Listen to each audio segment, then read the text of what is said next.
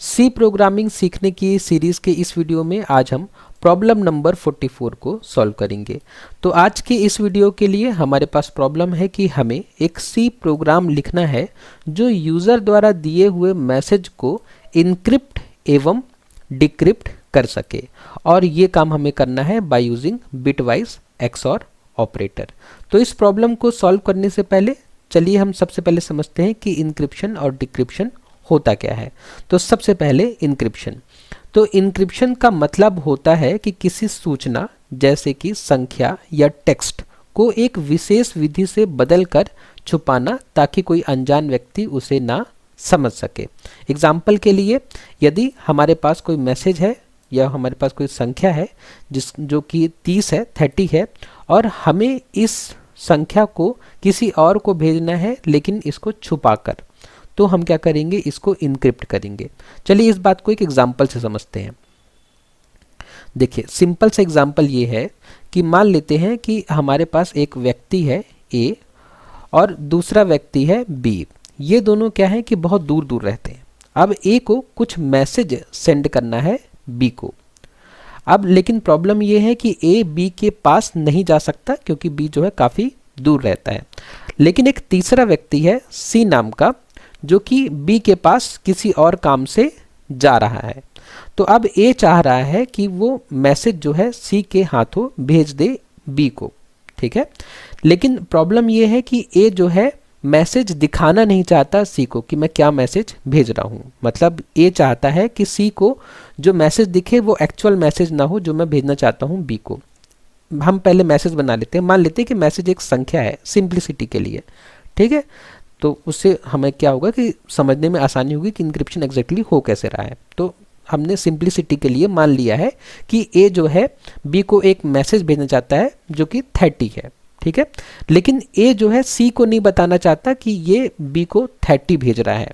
तो ए क्या करेगा, इस मैसेज को इनक्रिप्ट करेगा। तो इनक्रिप्ट करने के लिए, किसी भी मैसेज को इनक्रिप्ट करने के लिए हमें एक की आवश्यकता होती है, और ये की दोनों के पास होनी चाहिए। ये की ए के पास भी होनी चाहिए और ये की बी के पास भी होनी चाहिए, सेम की, क्योंकि यही सेम की से इनक्रिप्शन और डिक्रिप्शन होगा। ये वैसा ही है, ये की मतलब होता है चाबी, ठीक है। जैसे क्या होता है कि अगर हमारे पास एक ताला है तो उस ताले की चाबी अगर दो लोग के पास है तो मतलब दोनों इस ताले को खोल सकते हैं। तो एकदम सेम यही कॉन्सेप्ट है इनक्रिप्शन और डिक्रिप्शन का। तो क्या होगा कि ए के पास एक चाबी होगी जो कि बी के पास भी होनी चाहिए, तभी बी जो है इस मैसेज को डिक्रिप्ट कर सकेगा। तो सबसे पहले हम एक की मान लेते हैं, की हम मान लेते हैं 17, ठीक है। अब यही सेम की बी के पास भी होनी चाहिए, ठीक है, ताकि वो मैसेज को डिक्रिप्ट कर सके। लेकिन ये की सी को नहीं पता होनी चाहिए। तो इसलिए ए और बी पहले कभी मिले होंगे और उन्होंने डिसाइड कर लिया है एक की, ठीक है। इस की का इस सी को कोई आइडिया नहीं है। तो अब ए क्या करेगा, अपने मैसेज को इस की सहायता से इनक्रिप्ट करेगा, ठीक है। तो हम कर लेते हैं। तो ए के पास जो मैसेज है, मैसेज वो है 30, ओके। और ए के पास जो की है, यहाँ हम ए लिख देते हैं ताकि हमें पता लगे कि हम ए के लिए मैसेज और की लिख रहे हैं। तो ए के पास जो की है वो है 17। अब क्या करना है, ए को इस मैसेज को इनक्रिप्ट करना है। तो इनक्रिप्ट करने के लिए उसे क्या करना पड़ेगा, 30 और 17 को बाइनरी में सबसे पहले लिखना पड़ेगा। तो हम 30 और 17 का बाइनरी कैलकुलेट कर लेते हैं। तो 30 का बाइनरी जो होगा, मैं इसको सॉल्व कर देता हूँ, ठीक है, ताकि आपको समझने में और आसानी हो। तो 2 15 जा 30 रिमाइंडर 0, 2 7 जा 14 रिमाइंडर 1, फिर 2 3 जा 6 रिमाइंडर 1, और 2 1 जा 2 रिमाइंडर 1, फिर एक बार और 2 0 जा, ठीक है, 0 टाइम्स में जाएगा, रिमाइंडर 1। अब हम इस जो बाइनरी संख्या है इसको हम नीचे से ऊपर लिख देंगे। तो ये हो जाएगा 30 का बाइनरी, मतलब 1 1 1 1, 1 2 3 4 1 और फिर 0। ये हुआ 30 हमारा किस में, बाइनरी में।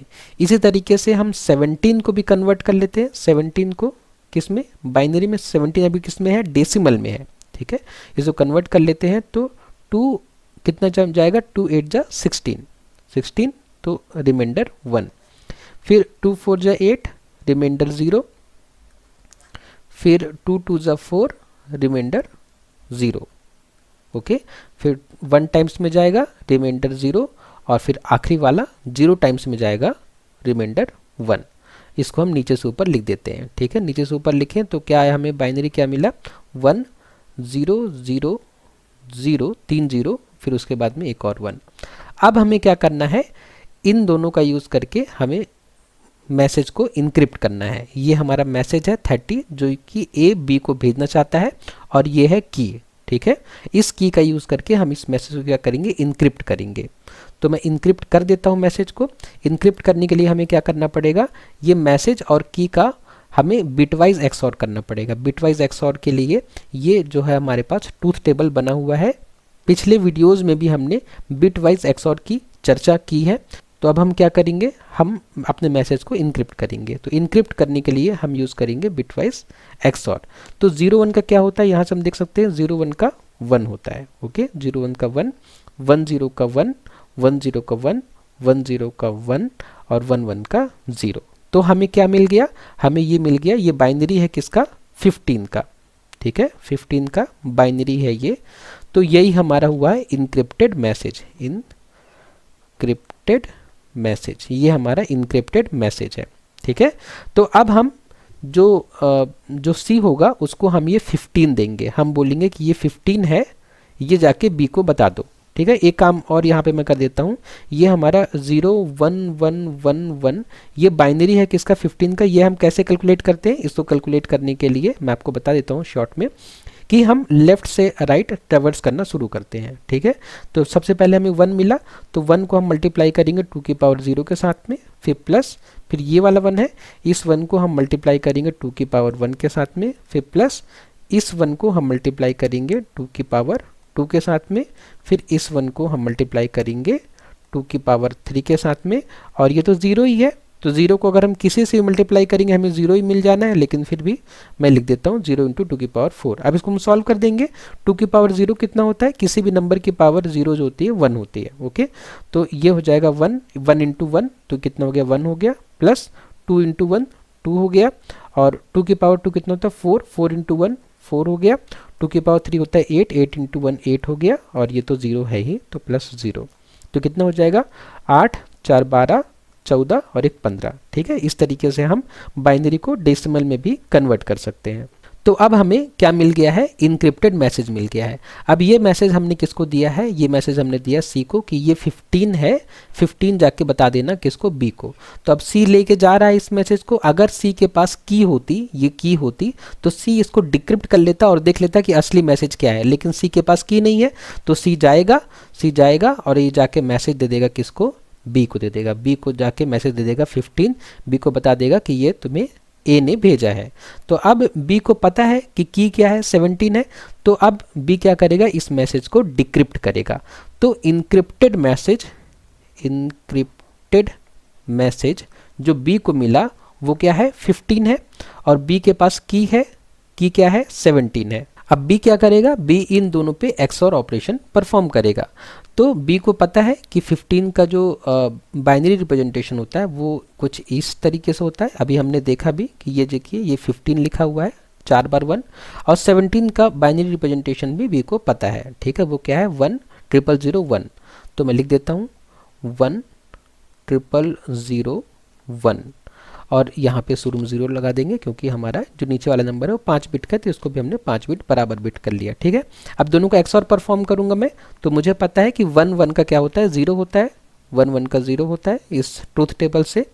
फिर उसके बाद 1 0 का 1 होता है, 1 0 का 1 होता है, 1 0 का 1 होता है, और 1 0 का 1 होता है। तो ये हमें क्या मिल गया, मैसेज मिल गया। अब बी को पता है कि ये क्या है, ये है 30। ठीक है, ये क्या है, 30 है, क्योंकि हमने यहाँ देखिए 30 को हमने कन्वर्ट किया था किसमें, बाइनरी में। तो हम देख सकते हैं कि 4 1 और 1 0, 4 1 और 1 0 क्या होता है, 30 होता है। तो बी समझ गया, अच्छा ए ने मुझे 30 भेजा है।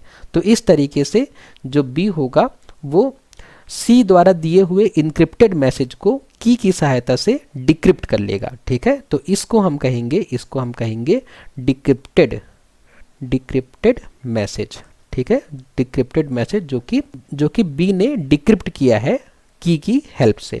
तो बस हमें आज के प्रोग्राम में यही करना है, हमें यूज़र से एक मैसेज लेना है, यूज़र से एक नंबर लेना है, और की जो है हम प्रोग्राम में पहले से डिसाइड कर सकते हैं और यूज़र से भी मांग सकते हैं, और उस मैसेज को हमें क्या करना है, की मदद से इनक्रिप्ट करना है, और फिर उस मैसेज को बाद में की सहायता से ही डिक्रिप्ट करना है। तो इस तरीके से इंक्रिप्शन और डिक्रिप्शन परफॉर्म होता है।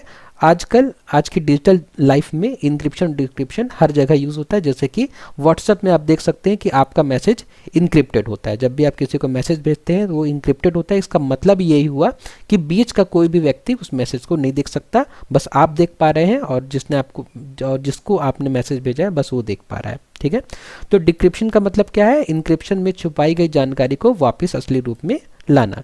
जैसे हमारे पास 15 था और की हमारे पास 17 थी, तो हमने XOR परफॉर्म किया, हमें वापस 30 मिल जाएगा। जैसे कि हमने भी यहाँ पे देखा था, हमें वापस 30 मिल गया था। तो इन शॉर्ट हम कह सकते हैं कि इंक्रिप्शन मतलब क्या होता है, जानकारी को छुपाना, और डिक्रिप्शन मतलब क्या होता है, जानकारी को वापस लाना, ठीक है। तो इंक्रिप्शन मतलब होता है ताला लगाना और डिक्रिप्शन मतलब होता है ताला खोलना, ठीक है। तो उसके बाद में ये एग्जाम्पल है जो अभी हमने बहुत डिटेल में समझा है। इस एग्जाम्पल को हम टेबल के माध्यम से भी समझ सकते हैं कि जैसे हमारे पास नंबर था, जो मैसेज था हमारा वो 30 था, की हमारे पास 17 थी, दोनों को हमने कन्वर्ट किया किसमें, बाइनरी में, और उसके बाद में हमने इंक्रिप्शन परफॉर्म किया कैसे, नंबर और की का बिटवाइज XOR करके, ठीक है। हमें एक नया नंबर मिला जो कि इंक्रिप्टेड मैसेज था जो कि 15 था, ठीक है, और 15 ही हमने सेंड किया, और जब रिसीवर ने ये 15 को रिसीव किया तो उसने की के साथ में बिटवाइज XOR ऑपरेशन परफॉर्म किया, और उसे जो नंबर मिला वो नंबर था जो कि ए ने बी को सेंड किया था, ठीक है। ये डिक्रिप्टेड मैसेज भी कहते हैं हम इसको, ठीक है। तो इस तरीके से इंक्रिप्शन और डिक्रिप्शन परफॉर्म होता है। अब हम चलते हैं अपने VS कोड में और आज की इस प्रॉब्लम को इस लॉजिक का यूज़ करके सॉल्व करते हैं।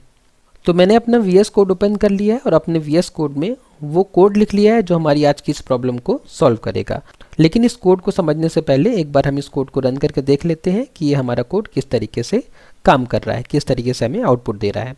तो जैसे ही मैंने इस कोड को रन किया तो सबसे पहले हमें एक मैसेज दिखा कि एंटर अ नंबर। तो मैं वही नंबर एंटर करता हूँ जो अभी हमने लॉजिक में समझा था। तो मैंने एंटर किया, तो एंटर करने पर देखिए हमें ये आउटपुट मिल रहा है। सबसे पहले ओरिजिनल नंबर क्या है, 13 है। इनक्रिप्टेड नंबर जो होगा वो 15 होगा, और डिक्रिप्टेड नंबर क्या होगा, वापस 30 होगा, ठीक है। तो इनक्रिप्टेड नंबर हमने जैसा कि लॉजिक में समझा भी था कि 30 को जब हम 17 के साथ इनक्रिप्ट करेंगे, जब 17 हमारी की होगी उसको इनक्रिप्ट करेंगे तो 15 मिलेगा, और वापस डिक्रिप्ट करने पर हमें वापस 30 मिल जाएगा। अब देख लेते हैं इस प्रॉब्लम को हम किस तरीके से सॉल्व कर रहे हैं। तो इस प्रोग्राम में सबसे पहले हमने इंक्लूड किया है stdio.h को, जो कि हेडर फाइल होती है, standard input output dot header file, और ये जो होती है इसमें printf और scanf का डिक्लेरेशन मौजूद होता है।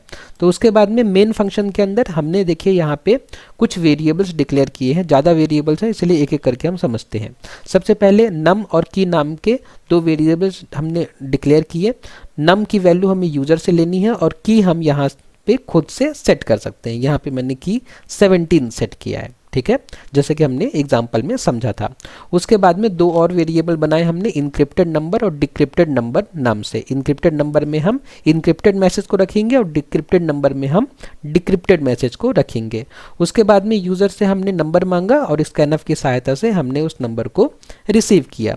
और उसके बाद में क्या करना है, हमें नंबर और की को XOR परफॉर्म करना है। नंबर और की का XOR परफॉर्म करके हमें क्या मिलेगा, इनक्रिप्टेड नंबर मिलेगा, उसको हम इनक्रिप्टेड नंबर नाम के वेरिएबल में स्टोर कर ले रहे हैं। जैसे कि हमने अब एग्जांपल में समझा था कि नंबर और की को हम क्या कर रहे थे, बिटवाइज XOR। तो ये जो सिंबल है ये बिटवाइज XOR करने का सिंबल है। तो नम और की को हमने क्या किया, बिटवाइज XOR किया।